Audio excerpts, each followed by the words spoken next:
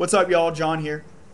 Want to give you an update on the Republican primary, 2012 primary. We've had Super Tuesday go by and a number of other important events. And it's fairly safe to say now that Ron Paul will not be securing the Republican nomination. I want to say two things about this. First of all, that doesn't mean you should stop supporting him. The party system and the primary system has two important elements. You nominate a candidate and you also create a platform. So the candidate is looking to be either Romney or Santorum. More on that in a minute. And the platform is up for grabs. Now the platform is different than the nomination. Nomination is winner take all. You win, you're the nominee. The platform is not winner take all. It's proportional. If you have a few delegates, you get a little bit of say in what the platform is. Now what's the platform? The platform is the party saying, hey, this is what we represent. Okay, these are our views as a constituency, and this is the legislation as a party we're going to support once our candidate is elected. As a party, we're going to prioritize this.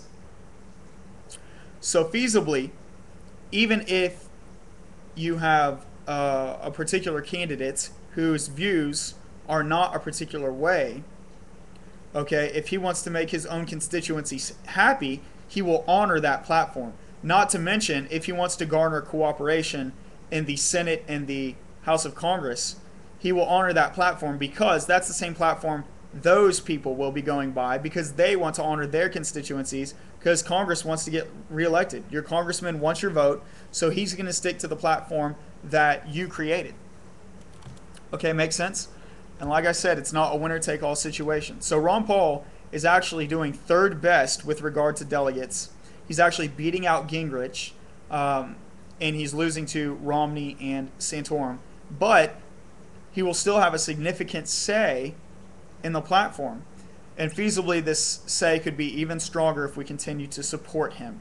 And we all love Ron Paul's libertarian, laissez-faire, and free market thought processes, and there's a number of particular policy issues such as ending the Fed, things like this, perhaps going back on the gold standard depending on how you feel on that. There's a lot of these things that we really want. Okay, strict constitutionalism, we want to go strict constitutionalism, not this throw the Constitution out in the garbage crap. So there's a lot of these thoughts Ron Paul has that we all like. So we can move to incorporate those into the Republican platform by continuing to support him throughout the primary process, even if come election day we're voting for someone else. That's point one. Point two is the following. Don't vote for Romney, vote for Santorum. All right? Now, like I said, support Ron Paul, but if Ron Paul does not get the candidacy, which I find it between a 1 and 5% chance that he will secure the candidacy. In other words, I find it about a 95% chance that he will not secure the candidacy. And I'm not trying to piss you off if you like Ron Paul. I love Ron Paul, man. But let's be realistic, okay? Super Tuesday has gone by, and even more primaries have gone by since then. All right, and I'll give you the fact that he did win the Virgin Islands, and there were significant delegates and stuff involved in there. Links in the description. There's controversy going on about that. Media's twisting it. I'll give you that.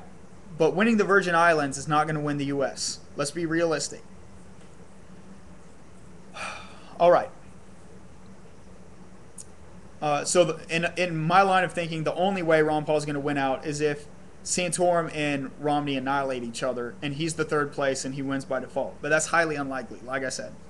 So given that one of the other two is going to win, let's choose Santorum. Here's why.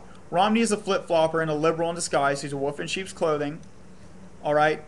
Pro-life flip-flops, okay? I saw on Conan O'Brien, they did a skit, and he said, who is Romney's biggest competition? This was back a while ago. And Conan made a joke. He said, Romney from 5 years ago. He said, those guys agree on nothing. And it's so true. Look at his policy 5 years ago. You know, he's flip-flopped on pro-life, flip-flopped on TARP, flip-flopped on the side of the religious mandate for insurance. I did a video on that a couple of videos ago. Something about the abomination or something. Look at that. Romney is a flip-flopper, man. He created the precursor to the medical system, you know, and I'm not just trying to slander him. And I'm not trying to slander him by calling him Mormon either. But it's a fundamental element of his worldview, and his flip-floppedness comes from that Mormonism. Let me tell you why. Here's a fundamental tenet of Mormonism. You have your view, but you should not force that view on other people. You can tell other people your view, but you should let them freely choose. All right? Maybe you agree with that. You know, it sounds pretty good, right? Maybe you even agree with that philosophy. But here's how it turns out in politics. Is a very liberal set of policies. He's going to let people do whatever they want. And he's going to say, look, personally, I'm a heterosexual. I believe in a man and wife should have marriage. But as a matter of policy, people can do whatever they want. Homosexual marriage, you know, polygamy. I'm not saying he's going to enact these things into law. I'm saying this is his worldview. This is the Mormon worldview. Is let people choose what they want to do. You know, Mormons, a devout Mormon won't drink tea because it has a little caffeine in it. They don't believe in perverting the body in any way. You can't have caffeine, nicotine, none of that. Shouldn't drink alcohol. But by the same token, you'll see Mormons who drive beer trucks. It's actually a joke. There's a joke about the Mormon that drives a beer truck, but he doesn't drink beer. Okay, this is just the way they think. Maybe you agree with that. I don't. I'd prefer someone like Santorum who talks his view and walks his view. He says, I believe a man and a wife should get married one time, and it's a marriage for life. And he's not like Gingrich, who says the same thing, but turns around and gets married a bunch of times. I'm not trying to piss off y'all Gingrich supporters, but let's be real. Okay? Not to mention the fact that while I love Catholicism, my fiance is Catholic, I highly respect a lot of elements of Catholicism. However, I prefer Protestantism for a number of reasons. I won't get into details of that here. Y'all can go look on my channel. But that would be another reason that I prefer Santorum. Okay? And he's pro-life, like I said, you know, very consistent, walks his talk. His economics are horrible. And this is why I prefer Ron Paul over Santorum. Santorum's economics are horrible. He is pro-big business. He is bought and sold. The difference is he's honest about it. He doesn't try to hide it like Gingrich does, or Obama or Romney. He'll admit to you, he says, I'm a team player.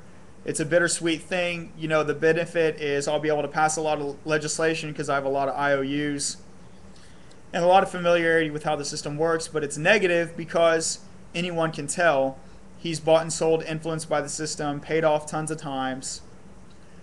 And he's completely for distorting the economic market. He'll do tax breaks, tax credits for the manufacturing sector. It's a very unlucrative sector.